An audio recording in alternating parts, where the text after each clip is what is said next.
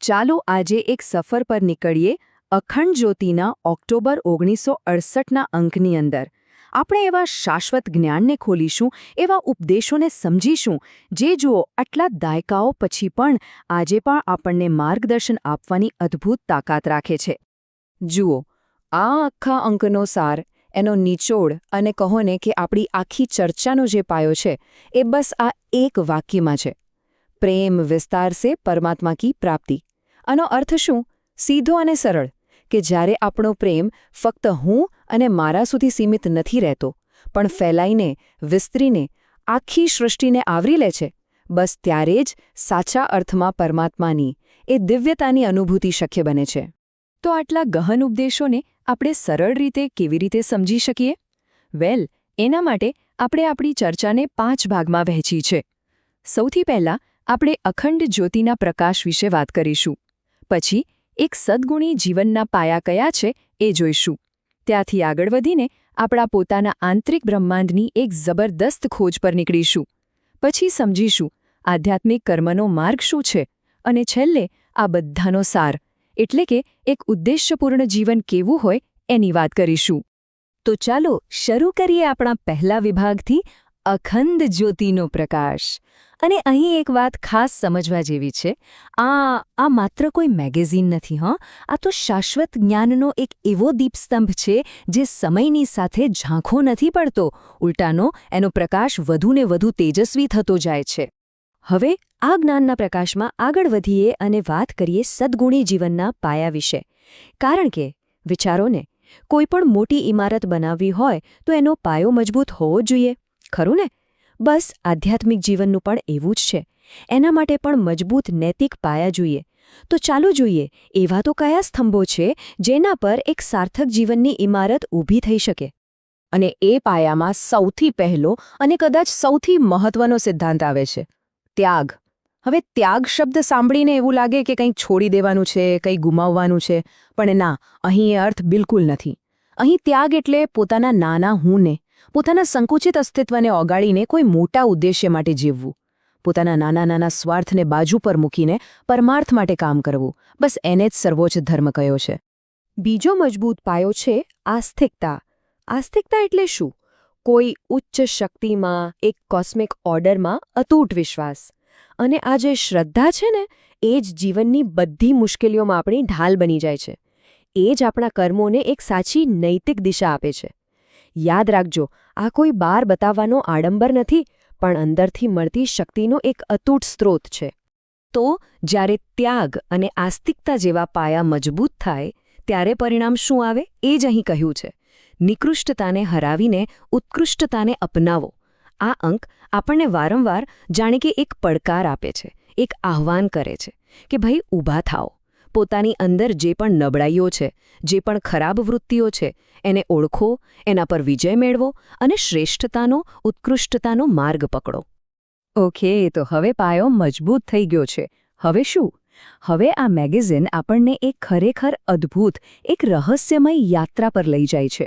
અને એ યાત્રા બહારની દુનિયાની નથી, એ યાત્રા છે આપણા પોતાના અંદરના વિશ્વની. આપણો ધ્યાન બહારથી હટાવીને અંદર, ભીતર જે છુપાયેલી શક્તિઓ છે, જે રહસ્યમય વાસ્તવિકતાઓ છે, એને શોધવા માટે પ્રેરણા આપે છે. અને આ વાત છે ને, ખરેખર દિમાગને હલાવી દે તેવી છે. વિચારો, શરીરના દરેક કણમાં ઝરણા, પર્વતો અને નદીઓ. આપણા ઋષિમુનિઓ કહી ગયા છે, યથા પિંડે તથા બ્રહ્માંડે. જે આખા બ્રહ્માંડમાં છે, એ બધું જ આ આપણા નાનકડા શરીરમાં છે. આ અંક એ જ ગજબના સત્ય પરથી પડદો ઉઠાવે છે કે આપણું શરીર માત્ર હાડ માંસનો ઢગલો નથી દોસ્ત, એ તો આખા બ્રહ્માંડનું એક મિનિએચર વર્ઝન છે. હવે આ બધું સાંભળીને મનમાં એક સવાલ તો આવે જ, બરાબર ને? કે ભાઈ, જે આપણે આપણી 5 ઇન્દ્રિયોથી, આંખ, કાન, નાકથી અનુભવી નથી શકતા, શું એવું જ્ઞાન મેળવવું ખરેખર શક્ય છે? અને આનો જવાબ આ મેગેઝિન પૂરા દમ સાથે, પૂરા વિશ્વાસ સાથે આપે છે: હા, બિલકુલ શક્ય છે. માણસ માટે ઇન્દ્રિયોથી પરેનું જ્ઞાન મેળવવું સંપૂર્ણપણે સંભવ છે. તો પછી એ જ્ઞાન મેળવવાના રસ્તા કયા? આ અંક એના પણ સંકેત આપે છે. જેમ કે શબ્દ તત્વની અદ્ભુત શક્તિ, મતલબ કે સાઉન્ડ, ધ્વનિ, મંત્રો. એના વાઇબ્રેશન્સનો ઉપયોગ કરીને ચેતનાના ઊંચા સ્તરે કેવી રીતે પહોંચાય. પછી છે પ્રાણવિદ્યા, એટલે કે આપણી અંદર જે લાઈફ ફોર્સ એનર્જી છે એને કંટ્રોલ કરવાનું વિજ્ઞાન. અને એટલું જ નહીં, સાધનાની ખૂબ ઊંચી અવસ્થામાં તો ભૂતકાળમાં બનેલી ઘટનાઓને જોવાની ક્ષમતા પણ વિકસાવી શકાય છે. કેટલું રોમાંચક છે આ બધું! વાહ, આ બધી આંતરિક શક્તિઓ અને છુપાયેલા જ્ઞાન વાતો સાંભળવામાં તો ખૂબ જ રોમાંચક લાગે છે, નહીં? પણ હવે સૌથી મોટો સવાલ, આ બધું તો ઠીક છે, પણ આ જ્ઞાનને પ્રેક્ટિકલ લાઈફમાં કેવી રીતે લાવવું, આપણા રોજબરોજના કામમાં એનો ઉપયોગ કેવી રીતે કરવો? કારણ કે અંતે તો જે જ્ઞાન આચરણમાં ન આવે એ નકામું છે. અને એના માટે પણ અહીં એકદમ સ્પષ્ટ 3 સ્ટેપ રોડમેપ આપવામાં આવ્યો છે. સ્ટેપ 1, નિયમિત સાધના કરો. એનાથી તમારી અંદરની ઊર્જા જાગૃત થશે. સ્ટેપ 2, તમે જીવનમાં જે પણ કામ કરો છો, જે પણ મહેનત કરો છો, એને જ તમારી તપસ્યા માનો.